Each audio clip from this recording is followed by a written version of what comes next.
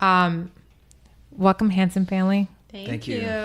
APC Chats. It's South by 2017. We're basically sitting down and collecting and hearing and sharing stories because everybody has one. And when we think about who you all are in our lives is like our surrogate family from the Midwest.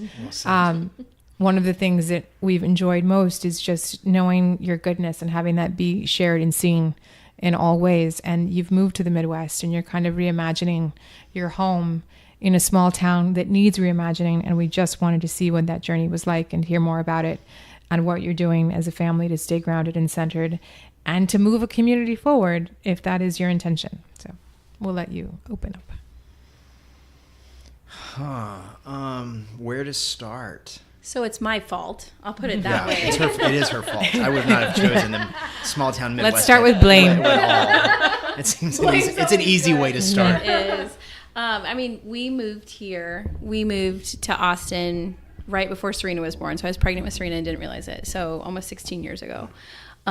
Because Matthew had family here and we were... And this is where I was before we got married. Yeah, we were 21 and 22 and thought, let's just move. Let's try something fun.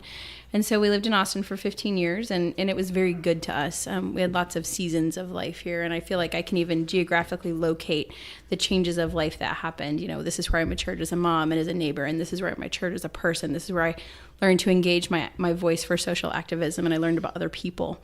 And so that was probably the last phase before we left, right before we left. And so we left knowing that we needed a little bit of a break from the city. That Austin is a really amazing and sometimes intense place depending on your personality. And so we needed a break from the city. And so the most natural and unnatural choice was to move where my family was, which is in the Midwest. But not like the Midwest, like...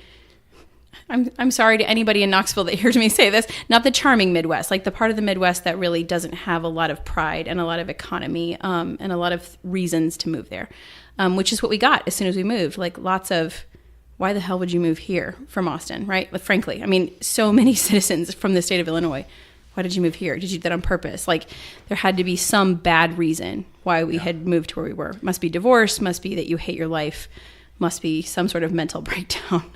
But the truth was we moved there for family. I still had this kind of burning desire to live around my family that I had never satisfied. So I'll just put it that way.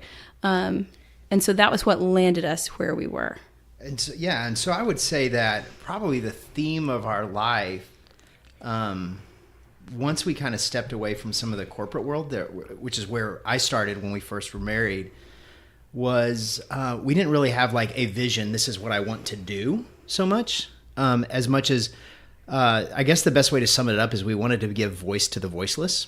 That was it. Whatever that looked like, we had no idea. And at that time it looked like work in the faith community, right? The faith community kind of needed a facelift and work in some of the nonprofit worlds. And we began to connect these two worlds together. And that's kind of what we did in Austin for a long time. We did some international work as well. When we left to go to the Midwest, so my side of the story is I was very, very burned out. Just go. And I crashed. I crashed pretty hard.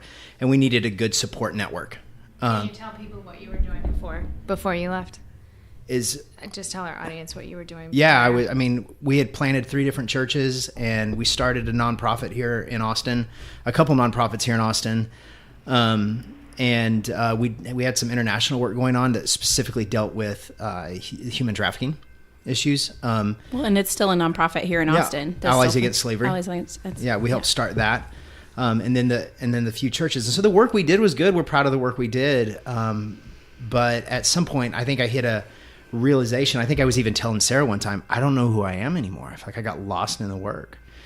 And she just responded like matter of fact, well, you should know who you are. You should figure that out. And so I said, but it could get really bumpy. And so she goes, that's okay. And no woman has ever wanted to hear that. Right? I had no idea. And 4 kids in, mortgage. Yeah, we have 4 kids in. So I'll say this too, though, because I remember the moment when it happened. There was a moment before church one Sunday, and I remember I was sort of praying, so we were getting ready to go to church, and I literally like kind of felt in my spirit, like, you act like what you know and not how he's going to be right now. Like, and so I heard that, and it was like, oh, okay, I don't exactly know what that means yet to act like who I know I am, as opposed to how he's going to act. That happened for absolutely. probably progressively over a couple of years. And so he knew it was coming and I knew, but for a very different reason. We left. We had got some pretty good offers in some other great cities, but we just didn't feel it was the right time to step back into that. And so we needed a good support system, and we just knew that.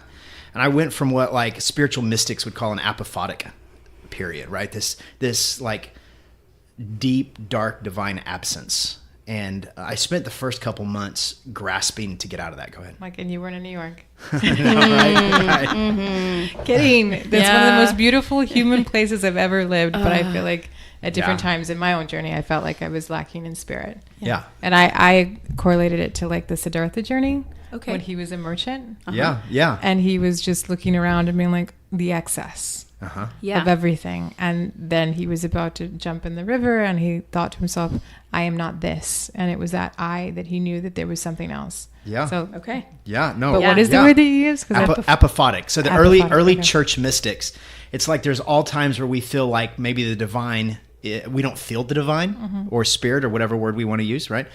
But then there are times where you can actually feel the absence, like the absence is a weight in and of itself. It's almost like dark matter, right? Like they discuss in dark matter in space, right? And so it was like that. And I was essentially being stripped of all the different things that I had put my identity in outside of myself, right? And so there was probably about 8 months, I think, right? Was that about it? About 8 months? Till February. Till February. From August to February. Yeah. And we didn't make any choices up until then whether we were going to stay or not, until we came out of that. Because we figured that'd be a bad place to make a decision, right, in life.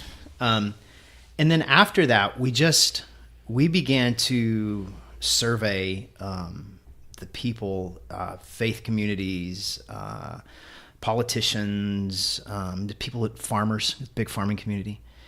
And it just seemed like nobody there nobody could see beauty anymore, right?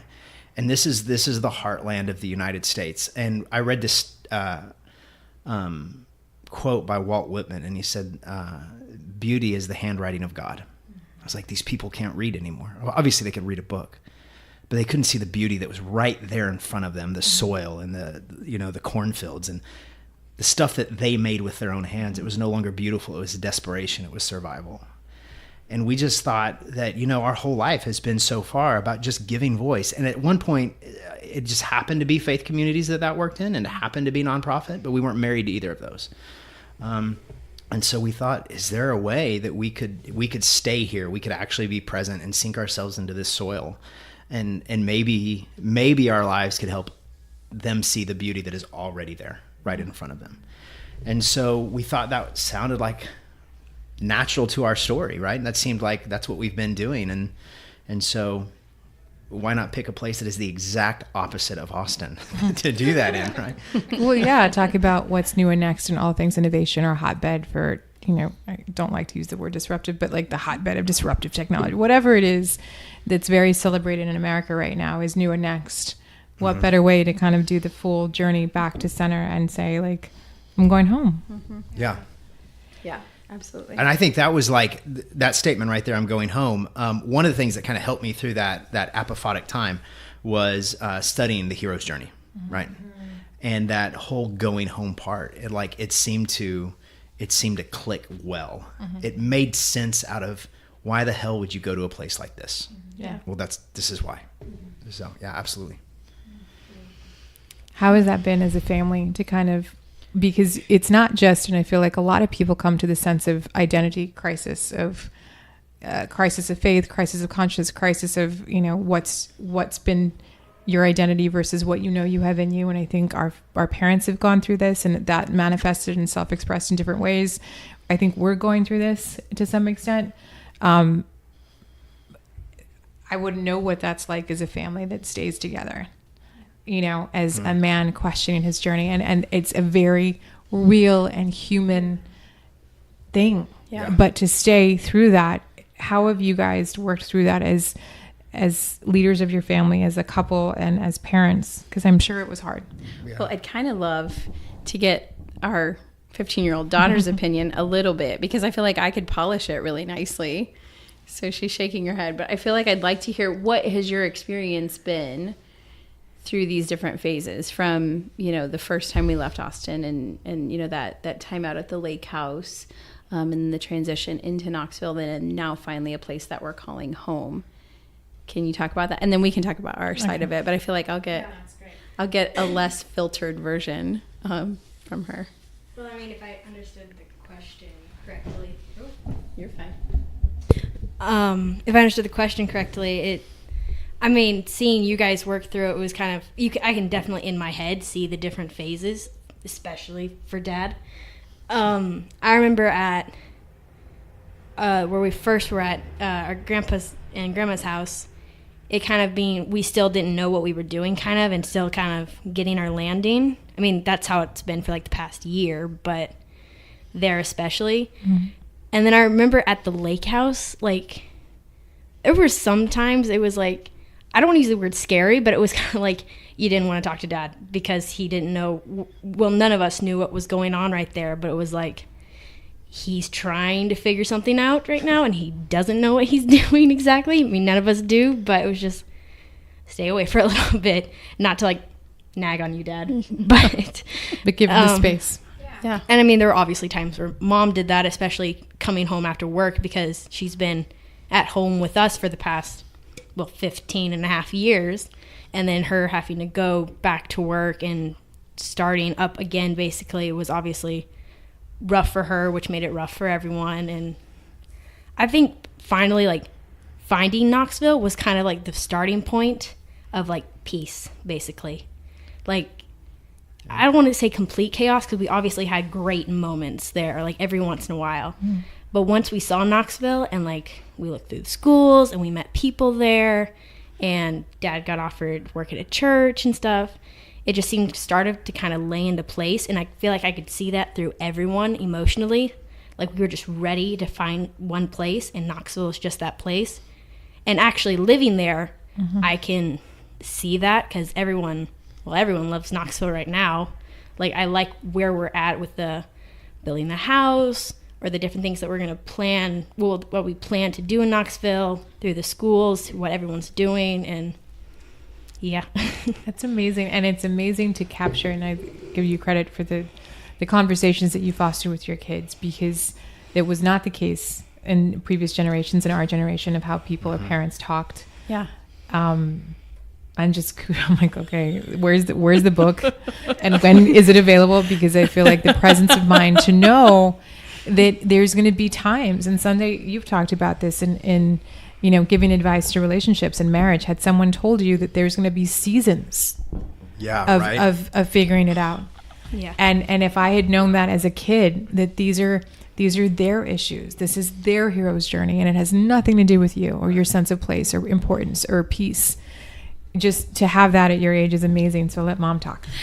No, I mean, I think, so that is probably one of our strategies, honestly, was a little bit, you talked a little bit about Sunday being the North Star before we started recording, but before we moved, we asked everybody. So we went on a 2-month-long road trip as a family, just get the hell out of Dodge. Frankly, it was like, I don't want to make any decisions about life in a place where it's familiar. So let's go be super uncomfortable in a way that sounds kind of fun.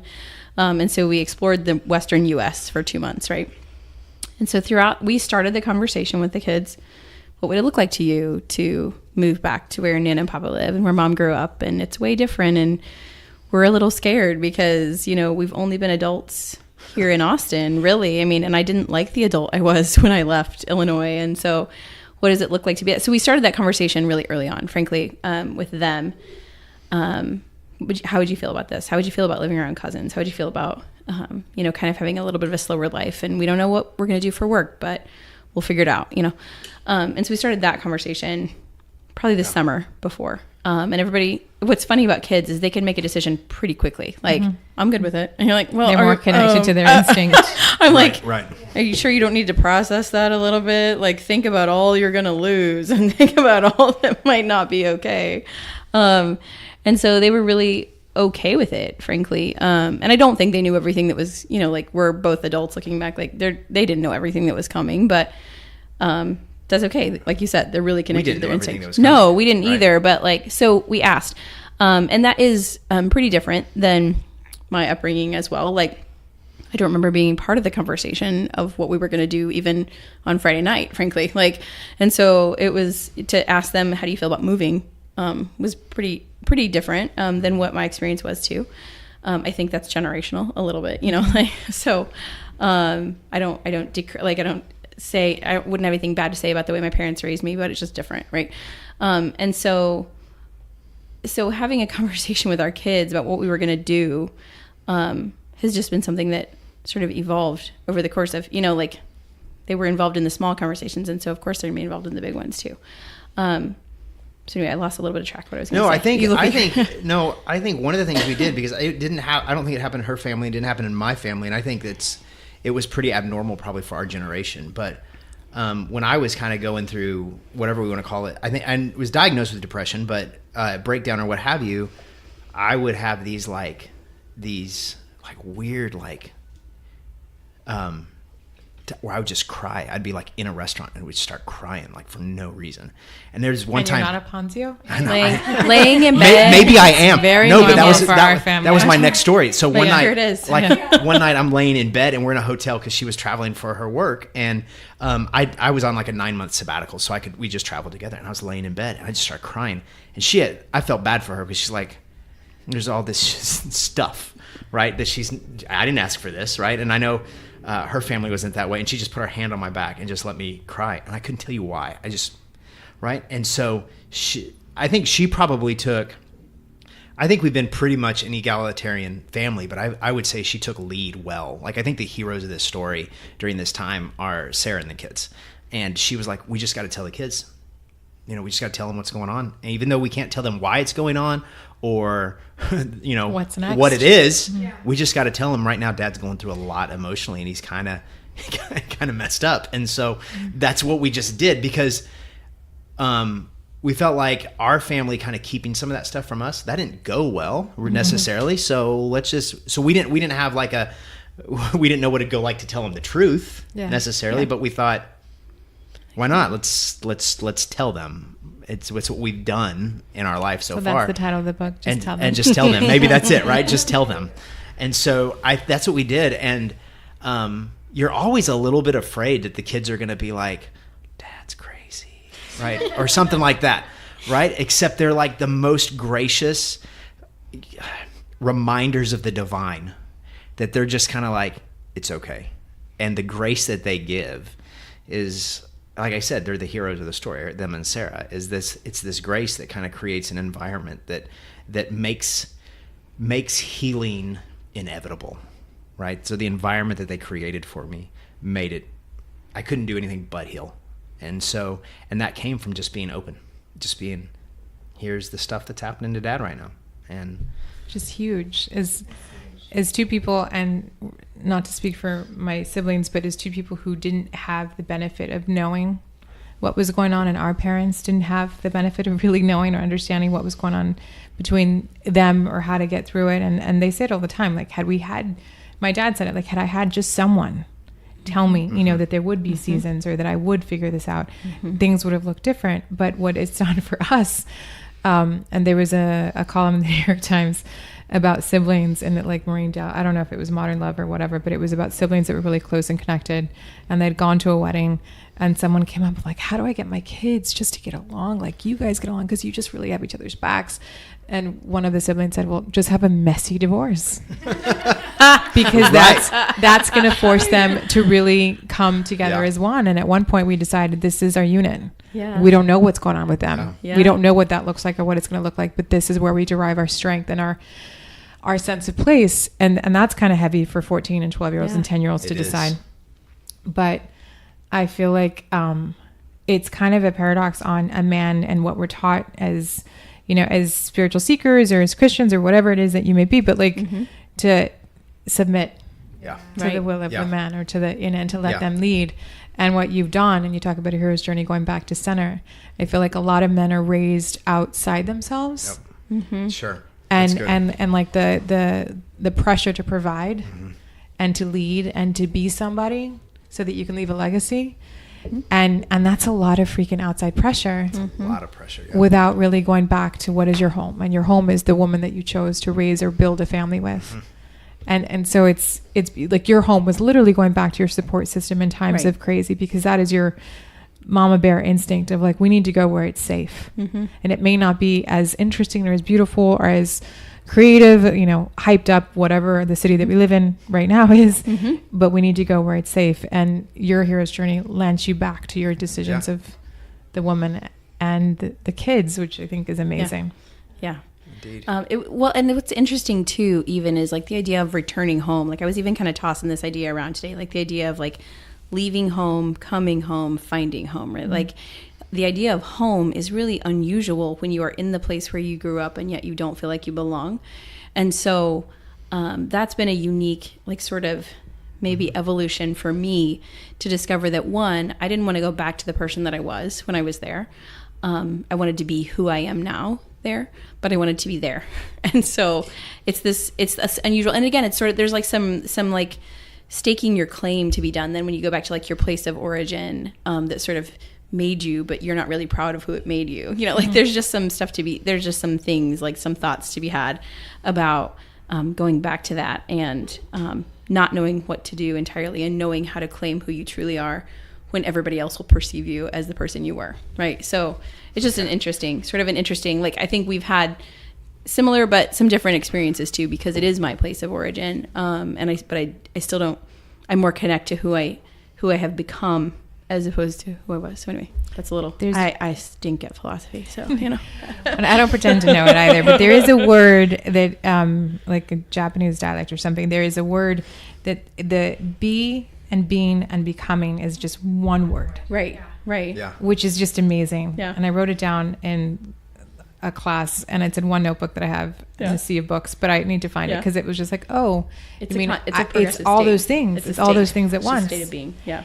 So when you talk about kind of finding and letting who you are now be known at your place of origin, you're reimagining your place of origin. Talk to us about that journey. And you mentioned the lack of pride, which I feel like for a lot of America and American cities and American towns, that if manufacturing left, if work left, then there is a sense of despair. So how are you building pride back? I don't think we are yet, right? But we've always been let the need create the vision. That's kind of been our idea, right? Like when we're amongst a certain tribe or group or community, what is the need, and allow that to feed the vision. That's the title of your second book. Right. And so that might have thrown me off. The need creates the vision. And so you've got the breadbasket of America. And it is that visually, like planes, and you can see the tornadoes coming for 30 miles. Like that really is rolling. The Great Plains are not to be dismayed. Like they're beautiful. So and you've got these people who they put all their eggs in one basket, that these manufacturing jobs or farming, right? Because this is, everybody needs to eat. So this farming's it can't not sustain us. It's gonna continue to sustain who we are. And then agribusiness comes around, and everybody gets into bed with agribusiness because they just kind of have to, because it's the global trade, right? Their hands are forced. And the manufacturing jobs, they leave. And then you've got these people who have nothing, and they have been in survival mode for I don't know how long, but it's pretty evident that it is survival mode. And so they have no room for aesthetics. They have no room for beauty, for beauty's sake. They have no room for joy's sake. And we've lived in a city who just we love beauty, we love joy, we love fun, right? We just like to love it. And so I think who we have been in Austin has informed us of the importance of beauty and aesthetics and joy and laughter, and it's okay to slow down and just enjoy it for the enjoyment's sake. And so that's kind of what we are allowing, and this is the phase we're in right now. And we're allowing that to kind of begin to inform what would it look like to begin to uncover the beauty that's already there, because it didn't leave. Mm-mm. They just don't see it anymore because of the survival mode, right? Right. It's not gone. It's not gone. And so that's what we're asking right now. We're at that place where we're saying, what is our role? In which we can in some way, as a family, as individuals, begin to uncover, help them maybe see the beauty that's already there and remind them of who they are, right? Because that's what we all need, right? Sometimes when I went through the time of being lost, I needed to be reminded of who I was, right? And oftentimes we give up our identity for whatever it is, whether it's survival or this job or this occupation. And we need somebody to come alongside of us, right? That's what I needed with my wife and my kids. I needed them to come alongside me and to just say, remember who you are. Remember who you are, because that's enough. And we are in a culture that we have a hard time understanding enough, right? We always want more. But when we can find, you keep saying the center, when we keep finding our home or our center of that enoughness, right? Of this is who you are. We've landed on whatever word you want to call, heaven on earth or whatever, nirvana, I don't care what you call it. And that's what we kind of want to do, is we just want to remind them, these people in the Midwest, these people who have shifted into survival mode, who have forgotten, we want to say, this is who you are. You don't have to be more than this. This is enough, and this is beautiful, and it is good. Own it and be proud of it. I think a lot of cities, a lot of neighborhoods, a lot of communities, a lot of people need that. Yeah. And it's just really interesting to watch you guys on that journey as a couple, and the bravery, because it is brave, like just to one, to let your kids in on the journey, two, to admit that you're going through something that is beyond, like you talk about, like the black matter or dark matter, and just like so big and such a huge void that it is powerful, and it's kind of like gobbling up things around, like just to acknowledge that that's the space and to let it be without judgment or without fear of judgment. Like what a wonderful space that you guys have created as a unit. How do you think you did that? Like, I was going to say, so I think the practical side of this is like, what does it look like to be a little bit ordinary, even though you don't feel very ordinary, right? Yep. And so what it looks like is just being very intentional about family time, like being very normal, and like, but normal, not just accepting of what like normal speed, normal pace, normal, like this is what everybody does, but like, so I guess just redefining that. I'm kind of stumbling over this, but redefining what it looks like to be normal, because it doesn't feel very normal to insist that your kids not participate in everything that there is to do, but to say like, nope, we just don't. And it's not because I don't like it. It's because I don't want to be gone tonight. I want to be home. And like giving into that like desire to be home and not feel guilty for it is really abnormal. Like, and then you sort of realize it because you're the only family home on like a Tuesday night. You're the only family who like sits at home, and it's kind of like, is that okay? And so that feeling even still comes back, like that feeling of like, we're not normal. Like, and sometimes we're like, it's great to be abnormal. And you're like, sometimes it really sucks. I just want to feel normal. Like, I just want to be around people who like get what I'm doing, like that I'm staying home, not because it's bad to leave, but because it's better to stay home. And so like, you know, it's just kind of funny. Like, and then like all these funny little family rhythms that we have of like making dinner instead of like, which is again, like was a shift for us. Like we kind of had to learn how to make dinner because we do sort of live in a little bit of a food desert. So it was like, if we don't want to eat like processed food all the time, we are going to make it. Like we learned how to make barbacoa, and we learned how to make tortillas. It's been awesome. Like I don't even know how to make barbacoa. That's what I'm saying. Like, so, but you learn because you're like, I refuse to disconnect from this part of culture that I love and that I learned. And so I bought it, and now I'm going to learn it. And so like, there's all these funny little rhythms that like just seem like little interruptions in the day, but it's like, nope, I'm going to do it that way today. Like I'm going to do it again that way tomorrow. I'm going to feel a little bit weird because people are going to be like, why don't you have time to go run that errand for me? Or like take my, why don't you just let your kids, whatever the answer is. And it's like, because it's just not best, like, because we can't do it together. And I just insist that we do it together more often than not. And I think maybe that has been more of a guiding principle, is that we be together more often than not. And that just necessitates that you just miss out on some stuff, but you don't miss out on being together. And so that maybe is one like sort of functioning principle about how we've tried. I mean, everything is still so like trial and error. Like it's not. I think that's it. I think it's been trial and error. I think we can look back. I feel like I come from a divorced family. But I think we look back at the way we were. She's got a great family, but there were things that we can all look back on and say, well, our parents did this wrong. And that's not shaming them. They just did, right? There will be things and our kids will know do that. that Our we kids did are going to do wrong. that, right? The question is right now, how am I screwing up my kids, right? And how can I, right? Sure, How am I- Sunday just 'cause it saves is- for It is, therapy. right. Because it is, Add it to the bill. I got Yep. it. right, that's exactly. part of it, Because right? it is happening. And then we have, but those things that we I think we got messed up on, we have these like, they create these mental maps. And typically if we don't think about it, right, which is, we just repeat, we repeat them. That's what we do. That's the mental map that it created for us. Resilience theory would tell us to break that, right? We don't know what the outcome is going to be if we do something different, but what's ironic is we know what the outcome is going to be if we do the same, yet we continue to do it. Yeah. And I think we've just looked at when we hit these phases in our lives, like when my parents went through divorce. I think you were bringing this up earlier. I'm okay, just for the record. Yes. Oh yeah, no, right. But like we didn't. I think I knew because I walked out one night. My mom was sleeping on the couch. That's how I found out, right? But my brother and sister didn't know until like it happened. And we're like, well, that didn't go well. That didn't work, Yeah. right?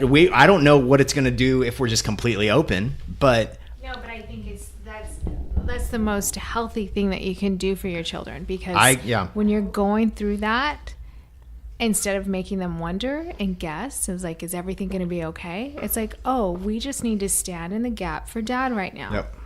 Yep. And it's not always going to look beautiful, and he doesn't always have to be that savior all the time, because I think we as kids naturally just place that on our parents. Yeah.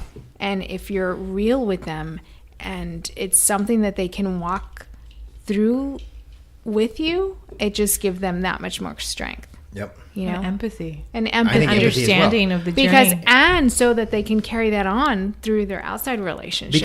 Because like we've said that we brought this up a couple times, right? That nobody told us that we were going to hit these points where it doesn't work anymore. Like I grew up in the church and I was told that my idea of God was going to just stay the same. And then I hit the age of 39 and my idea of God doesn't work for me anymore. Yeah. And so what do you do with that when I've been made all these promises that it was going to work? Yeah. And so we've got to rediscover. And so we figured, if this is the way life works, why not bring the kids in it? Because you know what that means is one day they're going to probably, hopefully not, but probably they're going to have lost identity. Probably their idea of God's not going to work. Probably their idea of the world is not going to work.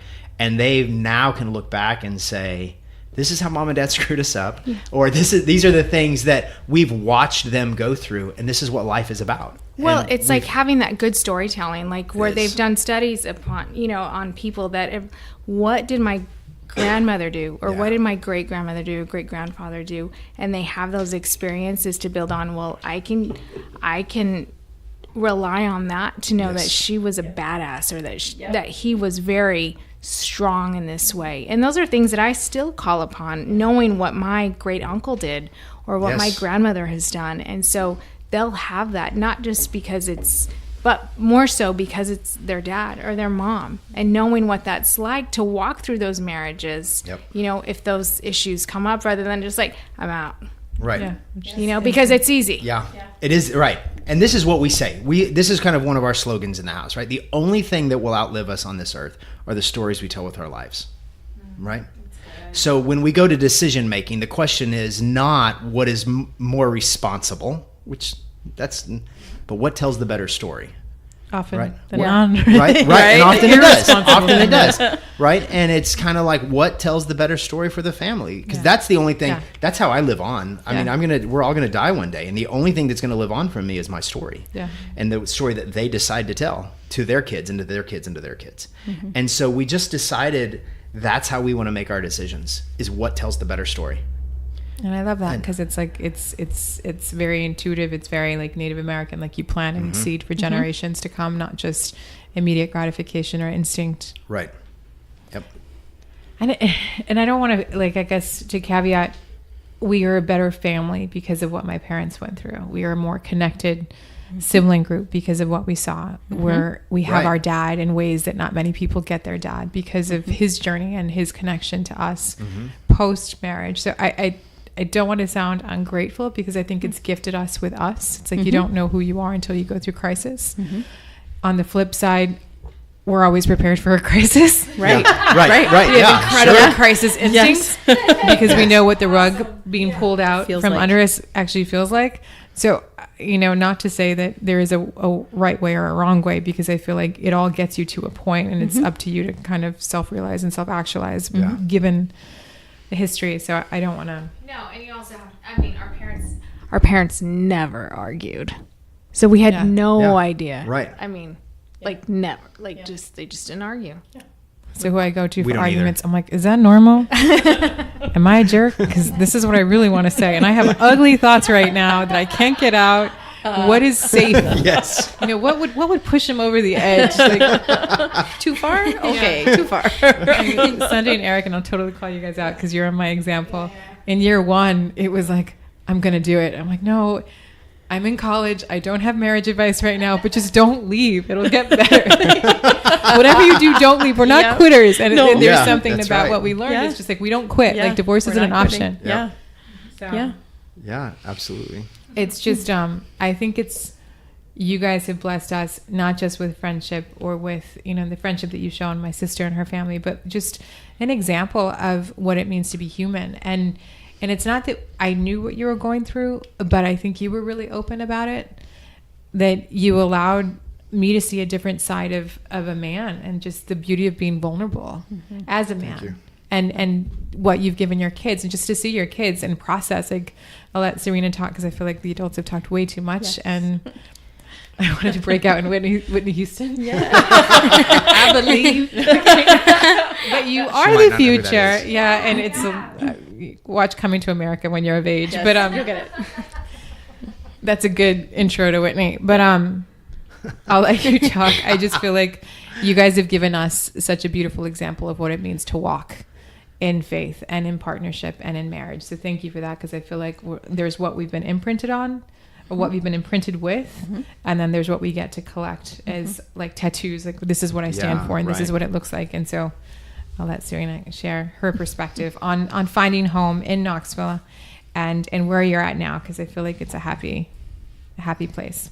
Well, I would say finding home was like kind of, I don't even know exactly how to explain it, because a lot of people would think like home is like house, but it's more of like who you're with. Like even though I'm with the exact same people. Like, someone please cue Whitney Houston right now. No, but I mean, like, even though I'm with the exact same people I was with a year ago in, the other house we were staying at, or 2 years ago when we were here in Austin, I wouldn't necessarily say I was home either one of those places.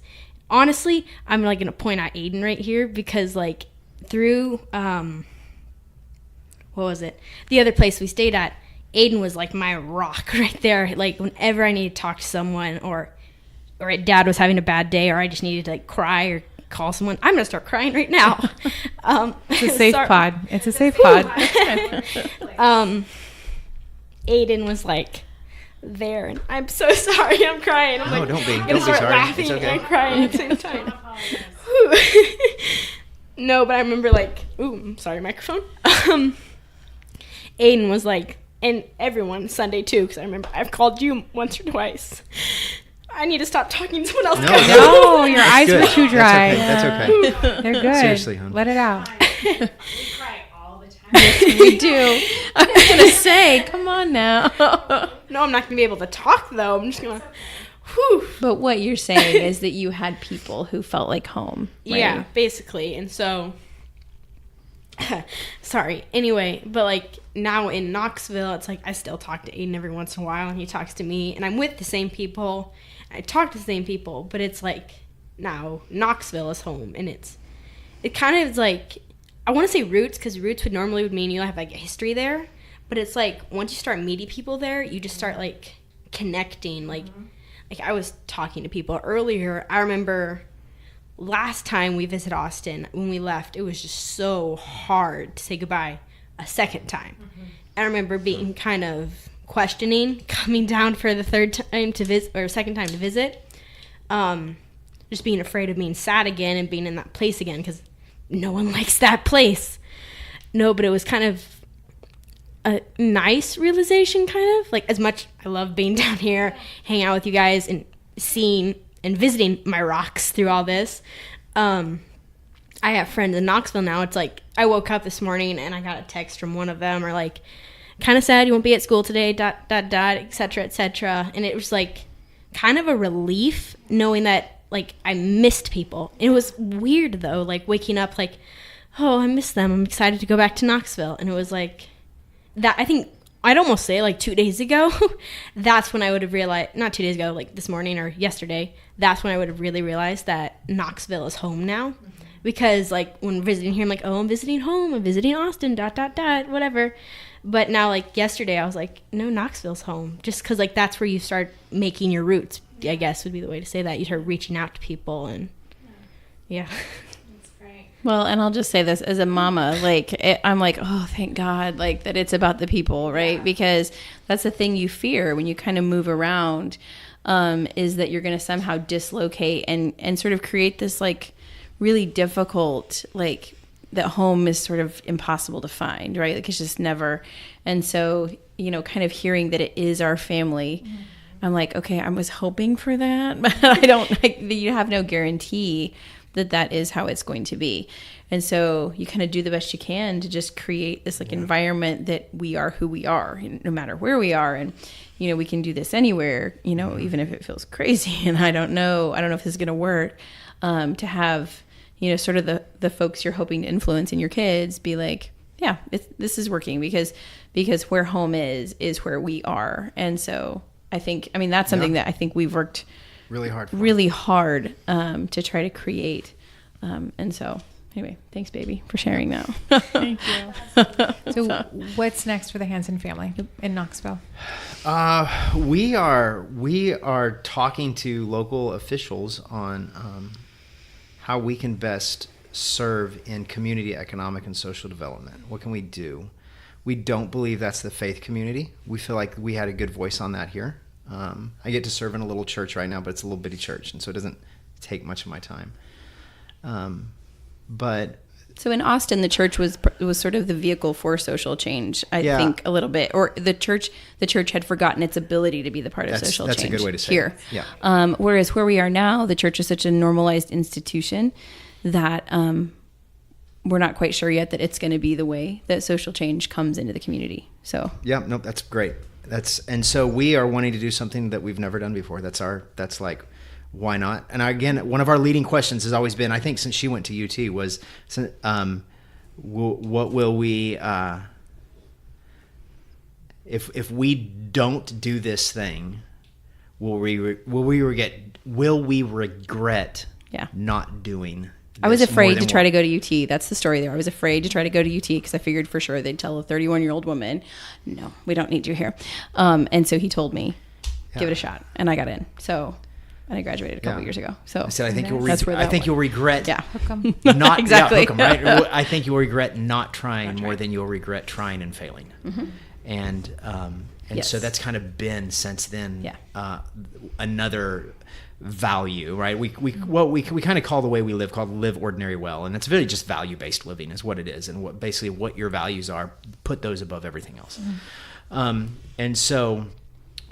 We want to do something completely different, as long as it adds value to the social, economic, and community setting of Knoxville. If it can do that, we want to be part of it. And so we're looking at opening a coffee shop or brewery or cafe or something that gives money back into the community.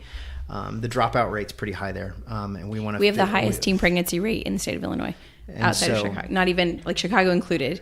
Knox County has the highest teen pregnancy rate, which is sort of unknown to a lot of people. And so we are saying, based off of the way our family is gifted, right? How can we add to the healing? How can we add to beauty? How can we add to value, right?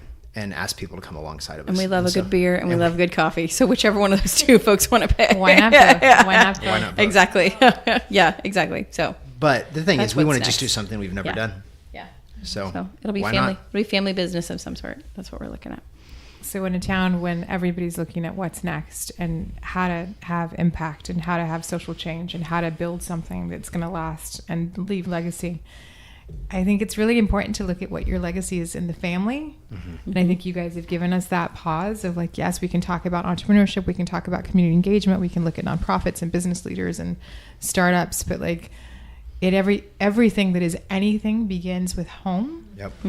And you guys asking the tougher questions or doing the homework and being open with your children, I think it's a wonderful example of how to start up a beautiful family, how to start up a beautiful legacy. And I think there's some real beauty to that deserves celebrating. So thank you for Thank you. for being that and modeling that for us, because our family learns from your family, and I hope that others We do the same. We learn from continue. you all. Too, man. Sunday used to get earfuls at the beginning of this. I would call her. I remember sitting in a church one time calling her, like, when our home was on the market. Really, I was a mess emotionally, so I used that as the crux to call her and be like, I just got to tell you, I'm crazy right now. Yeah. And so your family has been the same. Yeah. Well, and I use business now to call her. Like, Yeah. So this happened. So Sunday's number is Anybody who wants to call Sunday. But thank you for that. Thank And you. There's a movie. It's kind of heady and weird and independent, but it has Philip Seymour Hoffman, who's a genius still, Yes. because genius lives on, and Yeah. I believe his genius still lives. But he was in a movie about a director directing a play, and it was like a director within a director. It was really interesting. But he had a wife who was an artist who moved, I think, to Berlin, and they had a child. And he hadn't seen the child in a while. And at one point, he saw them in a magazine article because the wife was having an exhibit, and the child was posing in a photo, and the child had tattoos from head to toe. And he was appalled, and he felt the need to go and check out like what's happening Yeah. to my kid. And what I took it as in my own way of kind of analyzing the movie, it's like, well, we get imprinted from our parents. Yeah, Sure. indeed. And if they could only see what they give us. Yeah. And it's like, you guys have a wonderful, huge van. Yes, we do. To take all your kids Kids. safely around the country. And I love the bumper stickers because it just shows a really well-traveled family and a really open and awesome, adventurous family. And I feel like if you could see what you're imprinting your kids with, it's beautiful. Yeah. After talking to them and seeing them in this new phase, what you're doing, what you're placing on them is just absolutely beautiful. So thank you for doing that, because you're raising beautiful citizens, and the next generation of what is to come continues to get even more beautiful, because I feel like you're part of that too. So thank you. It does. Thank you. It does indeed. Yay, tattoos. Good tattoos. Yes. Thank you. Thank you. All right. Good. That's not too bad. Thank you.